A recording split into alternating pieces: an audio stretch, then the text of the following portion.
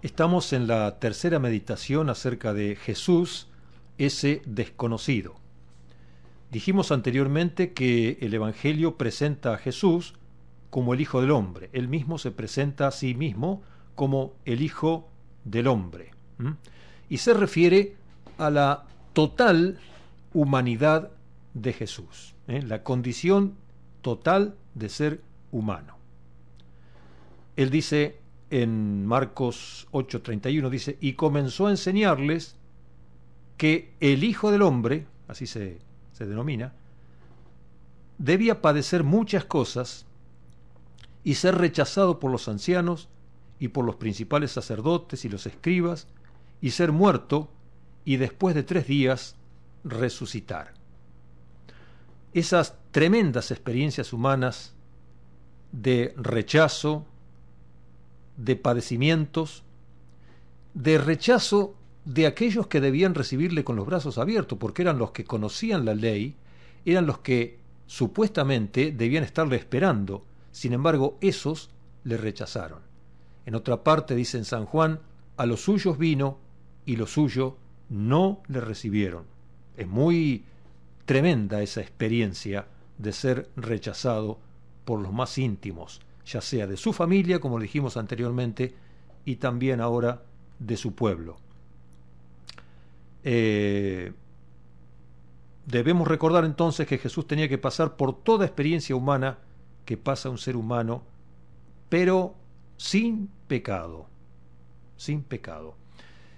El enemigo no tenía nada que ver con él, ni él nada que ver con el enemigo. San Juan 14:30 nos dice Jesús, no hablaré ya mucho con vosotros, le dice a sus discípulos, porque viene el príncipe de este mundo y él nada tiene en mí, nada. El que vino a librarnos de la condenación por causa del pecado debía mantenerse sin relación con el pecado. Debía pasar por todas las experiencias de un ser humano. Jesús debía cumplir estrictamente con toda la ley sin pecar. Tenemos que recordar nosotros que el pecado es introducido en el mundo por la caída de Adán y Eva. Por eso entró el pecado en la humanidad y todos fuimos infestados con el pecado. Jesús se presenta ahora como el segundo Adán, tal cual en las condiciones que estaba el primer Adán, y tenía que ser tentado y tenía que salir victorioso de la tentación. A su vez, sin haber pecado, debía pagar la muerte con la muerte por los pecadores, llevar el pecado nuestro, morir en la cruz y resucitar, y así sería su victoria, por supuesto que después se dio. Dice una cosa que nos va a explicar bien la idea de cómo Jesús tenía que cumplir con toda justicia, cuando él va a ser bautizado por Juan, ahí en Mateo 3:13-15, dice, entonces Jesús vino de Galilea a Juan, al Jordán, para ser bautizado por él. Mas Juan se le oponía diciendo, yo necesito ser bautizado por ti, y tú vienes a mí. Noten ahora, pero Jesús le respondió, deja ahora, porque así conviene que cumplamos toda justicia. Entonces él dice, le dejó, o sea, le bautizó.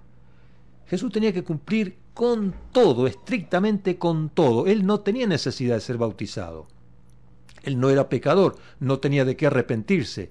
Sin embargo, en su identificación completa con el ser humano, también pasó por el bautismo. O sea, pasa la humillación de no tener que pagar absolutamente nada porque no tiene culpa, pasa la humillación de pasar a pagarlo todo por las culpas de otros. Ese es Jesús, el Salvador. Cumplir con toda justicia era someterse completamente a la limitación humana, sin pecar. Él se hizo vulnerable.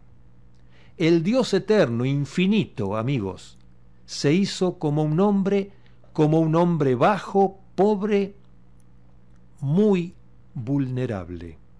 Ese fue Jesús, el Jesús humano.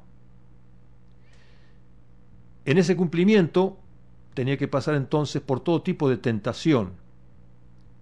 Y comienza su ministerio justamente con la tentación en el desierto, ahí en Mateo 4 del 1 al 11. Ahora, nosotros cuando decimos tentación de Jesús pensamos que esa fue la única tentación y la única vez que fue tentado y después superó. Sin embargo, así como él vivió una vida de crucifixión, además de la crucifixión total en la cruz, cuando muere, vaya la redundancia, pero él también vive una vida de tentación. No fue la única vez. Varias veces, dice, se acercaban a él para tentarle, para probarle, le tendían trampas, todo el tiempo. El escritor a los Hebreos nos va a decir algo importante en cuanto a cómo fue tentado. Dice así, Hebreos 4:14, porque no tenemos un sumo sacerdote que no pueda compadecerse de nuestras debilidades, sino uno que fue tentado en todo según nuestra semejanza, pero sin pecado. Y amigos, cuando dice que fue tentado en todo, significa que fue tentado en todo lo que un hombre, una mujer, pueden ser tentados. Todo significa todo tipo de tentación. Por eso puede compadecerse y socorrernos a nosotros en todo tipo de tentación. También debemos recordar que al venir a lo más bajo, tuvo que pasar por las más bajas experiencias que puede pasar un ser humano pobre, sin recursos. Recordemos una vez más lo que dice Isaías, que fue como una plantita tierna. Su vida fue como una plantita tierna que hunde sus raíces en la tierra seca, y no encuentra su alimento necesario. Su tarea aquí fue sin descanso. Solía levantarse de madrugada para orar, solía pasar otras noches orando después de un día completamente agotador. Buscado por las multitudes, presionado por los religiosos, dice que los enfermos por tal de tocarle caían sobre él. Debe haber sido su tarea realmente tremenda, agotadora. Cuando se encuentra con la samaritana ahí en San Juan capítulo 4 del 6 en adelante, dice, Jesús, cansado del camino, se sentó junto al pozo y era como la hora sexta, más o menos el mediodía, cansado, agotado del camino. Viene la mujer y él le pide agua. ¿Por qué le pide agua? Porque tiene sed y no tiene cómo sacarla.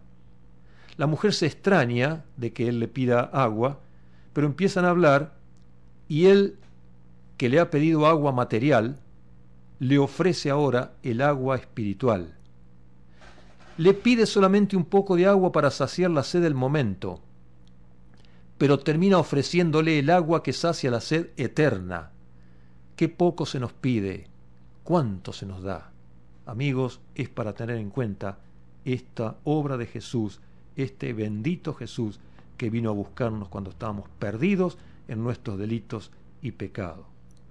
Después cuando él se sienta ahí, se ve que los discípulos fueron a comprar algo de comer a la ciudad. Y cuando volvieron, lo encuentran hablando con la samaritana, le ofrecen que comer, pero Jesús le da una respuesta bastante extraña. Les dijo, ahí en San Juan 4, 32 al 34, les dijo, yo tengo una comida que comer que vosotros no sabéis.